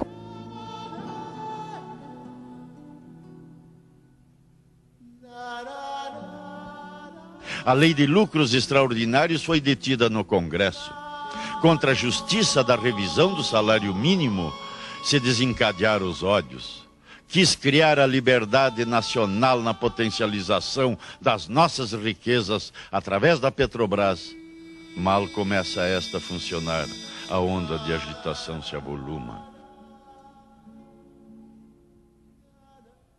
O presidente não morreu imediatamente, teve uma sobrevida que nós estimamos entre 12 e 15 minutos. Dona Darcy, que morava aqui nesse quarto, já estava aqui. A dona Alzira Vargas disse que para vovô, meu filho, meu pai, por que é que você fez isso? Como é que você fez isso? Ele disse que ele olhou para ela e sorriu. Desesperada, pediu para que ligasse para o ministro da Guerra, o Sérgio Zenóbio, no telefone vermelho, falava direto, pegou a mão no telefone e disse para ele assim: seu canalha, venha aqui ver a sua obra. Porque então, até então, ela só sabia que havia por parte de toda uma estrutura militar a ideia da derrubada do Dr. Getúlio Vargas. Não querem que o trabalho seja livre. Não querem que o povo seja independente. Assumiu o governo dentro da espiral inflacionária que destruía os valores do trabalho. Os lucros das empresas estrangeiras alcançaram até 500% ao ano. Na declaração de valores do que importávamos, existiam fraudes constatadas de mais de 100 milhões de dólares por ano. Veio a crise do café, valorizou-se nosso principal produto. Tentamos defender seu preço e a resposta foi uma violenta pressão sobre a nossa economia a ponto de sermos obrigados a ceder. Na verdade, o Zenóbio da Costa, ministro da Guerra, traiu Getúlio. Já tinha sido convidado pelo governo que ia suceder Getúlio, do vice, e já tinha aceito continuar. Café Filho teve que aceitar a situação, né? E tomou posse de governo e ficou mais um ano e pouco no governo. Estava ele deitado, com a mão direita estendida aqui, aberta, com o revólver caído aqui assim, a mão estendida lá. Dona Alzira chegou, se atirou, deitou em cima dele, aqui se abraçando, chorando e sem poder fazer nada. Aí a quantidade de gente que chegou, então encheu esse quarto. Nós chegamos no local às 9h20. Bom, quando cheguei no local, o presidente estava vestido, arrumado, de trajeto escuro, tal, e com um buquê de rosas em cima do peito. E no quarto do presidente tinham umas 40 ou 50 pessoas, ministros, jornalistas, uma confusão tremenda. Tenho lutado, mês a mês, dia a dia, hora a hora, resistindo a uma pressão constante, incessante, tudo suportando em silêncio, tudo esquecendo a mim mesmo para defender o povo que agora se queda desamparado. Nada mais vos posso dar a não ser o meu sangue. Se as aves de rapina querem o sangue de alguém, querem continuar sugando o povo brasileiro, eu ofereço em holocausto a minha vida.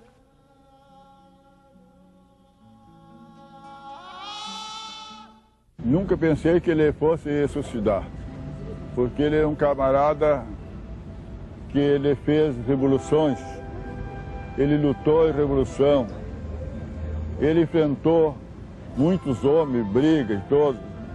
Achava que jamais um homem assim A atitude que ele tem, um cara inteligente, um cara valente como ele era, assim, isso se dá. E aqui, muito tempo, nós ficamos na dúvida que ele tinha suicidado ou tínhamos suicidado ele. Mas, olha, senhor, nunca que eu poderia imaginar uma coisa dessa, bah, nunca, nunca, nunca. Ninguém até acho que esperaria, não é, senhor? Até hoje eu me lembro.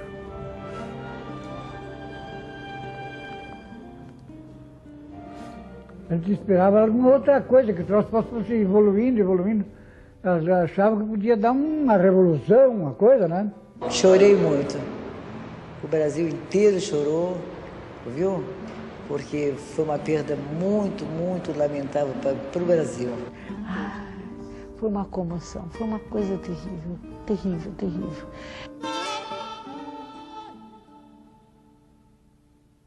Cada gota do meu sangue será uma chama imortal na vossa consciência e manterá a vibração sagrada para a resistência. Ao ódio respondo com o perdão. E aos que pensam que me derrotaram, respondo com a minha vitória. Era escravo do povo, hoje me liberto para a vida eterna. Mas esse povo, de quem fui escravo, não mais será escravo de ninguém. Meu sacrifício ficará para sempre em sua alma e meu sangue será o preço do seu resgate. Esse golpe de mestre, que foi o suicídio e a carta, né, isso virou o país de ponta cabeça, né?